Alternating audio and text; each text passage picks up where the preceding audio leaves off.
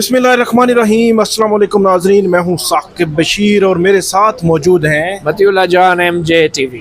इसके अलावा हम बात करेंगे कि कायम मकाम चीफ जस्टिस ऑफ पाकिस्तान, उनके जो पर है वो काट दिए गए हैं। जो इख्तियारात उनके पास होते थे वो इख्तियारात ख़त्म कर दिए गए हैं। ये इख्तियारात ख़त्म करने की वजह क्या है कि जब chief justice of Pakistan justice Yahya Afridi बैरून मुल्क जाते हैं या जाएंगे तो उनकी जगह जो एक्टिंग चीफ जस्टिस होगा डेफिनेटली जस्टिस मंसूर अली शाह होंगे। तो जस्टिस मंसूर अली शाह के पास कौन से इख्तियारात नहीं होंगे और वो कितना उसका इम्पैक्ट है उन इख्तियारात के होने का भी और इख्तियारात के ना होने का भी, और क्यों जो है वो उसको रिडंडेंट कर दिया गया है एक्टिंग चीफ जस्टिस के उस ओहदे को। इस पे तफसील के साथ बात करेंगे कि जस्टिस याह्या अफरीदी को खौफ किस चीज़ का है। इसके अलावा आखिरी जो हमारा मौजू होगा, 3 जजेस जो है वो 2 सुप्रीम कोर्ट के जजेस जस्टिस मंसूर अली शाह और जस्टिस आयशा मलिक उनकी और जस्टिस बाबर सत्तार उनकी एक तस्वीर वायरल हुई कल सोशल मीडिया पर और उस हवाले से काफ़ी तजिए तबसरे भी हुए। तो उसके तनाजुर पे बात करेंगे कि वो कहाँ थे, क्यों गए हुए थे, इंडिपेंडेंस ऑफ जुडिशरी या जो चैलेंजेस हैं जुडिशरी को पाकिस्तान जैसे ममालिक में, उन चैलेंजेस की बात वो वहाँ पे करने गए हुए थे। हालांकि उनको पाकिस्तान में अगर देखा जाए तो सुप्रीम कोर्ट या हाई कोर्ट्स में इन जजेस को साइडलाइन किया जा रहा है और वो जजेस जो आइनी बेंचेस के सरबराह हैं, आइनी बेंचेस में मौजूद हैं, बड़े बड़े फैसले कर रहे हैं, वो हमें इस किस्म की कॉन्फ्रेंसेस में, इंटरनेशनल लेवल की कॉन्फ्रेंसेस में नज़र नहीं आते। इसके असरात पे भी बात करेंगे।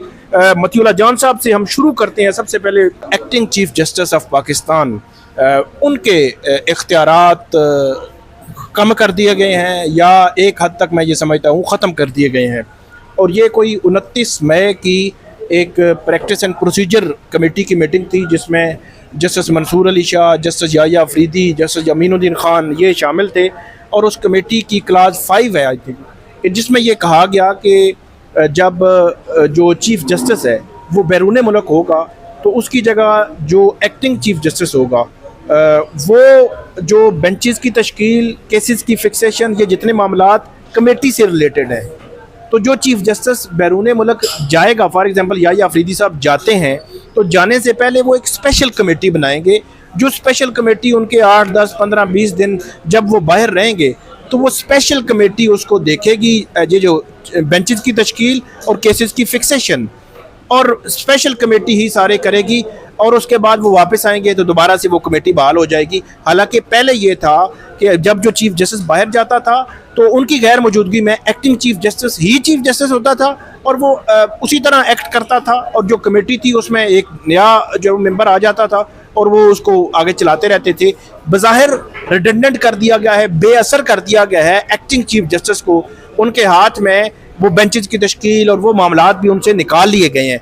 अब इस जो रूल में जो तब्दीली की गई है इसको आप किस तरह जो इस पे बात करेंगे, और दूसरा यहाँ पे खौफ क्या है? जैसे याह्या अफरीदी बैरून मुल्क जा रहे हैं, उनको खौफ है कि पीछे एक्टिंग चीफ जस्टिस साहब कुछ कर देंगे?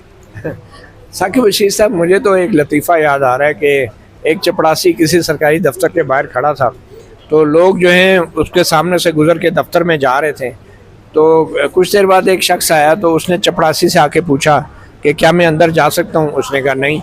तो उसने कहा बाकी लोग तो जा रहे हैं, आपसे पूछ भी नहीं रहे। तो कहते हैं यही तो बात है, आपने मुझसे पूछा क्यों? तो वो तो पूछे बगैर जा रहे हैं, आपने पूछा है तो मैं कहता हूँ आप नहीं जा सकते। तो मसला यही है ना कि जो चपड़ासी होता है ना, उसके पास जितना भी अख्तियार रह जाए वो अख्तियार जताता है फिर, और वो अख्तियार भी जताता है जिसकी शायद उसको भी इजाज़त नहीं होती, क्योंकि उसके पास अख्तियार कम होते हैं। तो जिसके पास जितना कम अख्तियार होता है वो उसको उतना ज़्यादा जताने की कोशिश करता है। आप एक्टिंग चीफ जस्टिस के अख्तियार को रो रहे हैं, यहाँ पे चीफ जस्टिस जो है उसका क्या अख्तियार रह गया? मुझे आप पहले ये बताएं, क्या चीफ जस्टिस याह्या अफरीदी उनके पास कोई ऐसा अख्तियार है कि जिसके पास एक्टिंग चीफ जस्टिस जो शोरबे का शोरबा, वो कोई ऐसा काम कर लेगा कि जो चीफ जस्टिस कर सकता था और ये नहीं कर सकता? तो इसलिए जहाँ तक अख्तियारात का ताल्लुक है, मैं समझता हूँ कि चीफ जस्टिस याह्या अफरीदी जो है वो भी अब full fledged acting chief justice ही समझें, क्योंकि जो असल काम था चीफ जस्टिस ऑफ पाकिस्तान करने का वो तो 26वीं आईनी तरमीम के बाद ख़त्म हो चुका है। दूसरी बात यह है कि जो भी चीफ जस्टिस याह्या अफरीदी ने ये किया है कि उन्होंने कहा है कि मैं जब बाहर जाऊँगा तो मैं एक कमेटी बनाऊंगा। अच्छा, वो जो कमेटी है ना, उसने ये अख्तियार चीफ जस्टिस को दिया है। अब आप देख रहे हैं, हाँ। ये अख्तियार उस कमेटी ने दिया है कि चीफ जस्टिस जो है वो अपनी मर्जी की कमेटी बना लेगा जाने से पहले। अब पहली बात तो ये है कि क्या उस कमेटी को ये अख्तियार है कि वो एक नया अख्तियार ईजाद करे और वो अख्तियार अपने किसी एक मेंबर को दे दे, क्योंकि चीफ जस्टिस भी एक मेंबर है, एक वोट है उस कमेटी का। ये अख्तियार प्रैक्टिस एंड प्रोसीजर एक्ट में कमेटी को नहीं दिया गया, उसको सिर्फ ये अख्तियार दिया गया है कि वो कमेटी जो है वो बेंचेस को कॉन्स्टिट्यूट करे और उसमें भी अक्सरियती वोट के साथ। ये जहन में रखें, जो प्रैक्टिस एंड प्रोसीजर एक्ट का जो बुनियादी असूल है कि उसमें जो फैसले हैं वो अक्सरियती वोट से होने। लेकिन अक्सरियती वोट तो उनके पास है ना। बिल्कुल है, लेकिन वो फिर प्रोसेस वही होगा, अक्सरियती वोट वाला होगा। ये नहीं हो सकता कि वो जो मौजूदा कमेटी है वो अक्सरियत से तय कर दे कि जनाब ये जो चीफ जस्टिस है ना, इसी को अख्तियार है स्पेशल कमेटी बनाने का, जो भी चीफ जस्टिस है, और एक्टिंग चीफ जस्टिस नहीं। दूसरी बात यह है कि एक्टिंग चीफ जस्टिस का जो ओहदा है वो आइनी ओहदा है, ठीक है। एक्टिंग चीफ जस्टिस जो है वो उसको सदर ममलकत तैनात करते हैं। एक्टिंग चीफ जस्टिस जो है वो हल्फ उठाता है, ठीक है। अब कोई बेचारा एक्टिंग चीफ जस्टिस अगर हल्फ उठा के जब चैम्बर में आएगा तो वो अचानक पता चलेगा कि एक बेंच का जज बीमार हो गया है, ठीक है, और वो बेंच रिकॉन्स्टिट्यूट होना है, तो उस एक्टिंग चीफ जस्टिस जो है वो कमेटी में जाके बैठेगा, वो मेंबर तो होगा उस कमेटी का, जारी बात है, और फिर उस कमेटी की हैयत बदल चुकी होगी। आप ये देखें, उस कमेटी में जो नेक्स्ट सीनियर जज होगा वो आ जाएगा ना। नेक्स्ट सीनियर जज जो होगा, अगर चीफ जस्टिस चले जाते हैं, अगर चीफ जस्टिस चले जाते हैं तो पहले जो रूल्स थे वो यही थे कि नेक्स्ट सीनियर जज आ जाएगा। हाँ, लेकिन अब तो दो वही रहेंगे ना। अब दो वही रहेंगे, क्यों? एक्टिंग चीफ जस्टिस नया हो जाएगा। तो बात ये है कि फिर नया बेंच जो इमरजेंसी में भी बनना है तो उस कमेटी ने ही बनाना है अक्सरियती वोट के साथ। ये नहीं हो सकता कि वो कमेटी कह दे कि बस जी ठीक है, कल हम दोनों मर भी जाएं तो ये चीफ जस्टिस ही हमारे पीछे बनाएगा। ये नहीं हो सकता। ये उन्होंने प्रैक्टिस एंड प्रोसीजर एक्ट का जो इंटेंट है लेजिस्लेशन की और जो आइन ने अहमियत दी है एक्टिंग चीफ जस्टिस को, ये कहना कि चीफ जस्टिस अपनी मर्जी की कमेटी बना के, फिर ये तो वो वाली बात है ना कि आप एक हाईजैक कर लें एक कानूनी स्टैट्यूटरी फोरम को, आप ये अख्तियार दे दें किसी एक चीफ जस्टिस को कि भाई वो हाईजैक कर ले। फिर तो आप एक ही दिन बैठ के, ये तो वो लब काम है कि एक ही दिन बैठ के ये कमेटी जो है प्रैक्टिस एंड प्रोसीजर एक्ट वाली, ये डिसाइड कर ले मेजॉरिटी से कि आइंदा के बाद ये कमेटी नहीं बैठेगी, सिर्फ चीफ जस्टिस ही बेंच बनाएंगे। ये तो वो लब फैसला हो गया ना कि क्योंकि हमारी अक्सरियत है तो हम ये अख्तियार चीफ जस्टिस ऑफ पाकिस्तान को दे रहे हैं, कोई इजलास बुलाने की ज़रूरत नहीं है। चीफ जस्टिस ऑफ पाकिस्तान जो फैसला करेंगे, हमारी हर चीज़ में वोटिंग जो है हमारी उसके साथ ही तसव्वुर की जाएगी। फिर तो ये वाली बात है ना, बस एक ही दुआ मांगी थी खुदा से, अब जो भी दुआ मांगे हो जाए वो कबूल। ये तो मतलब ये स्टैचूट्स जो होते हैं, जो कानून होते हैं, वो इस काम के लिए नहीं होते कि वो फोरम जो है अपने उस अख्तियार को इस्तेमाल करते हुए एक अपने उस फोरम को एक डिसेबल कर दे या रिडंडेंट कर दे।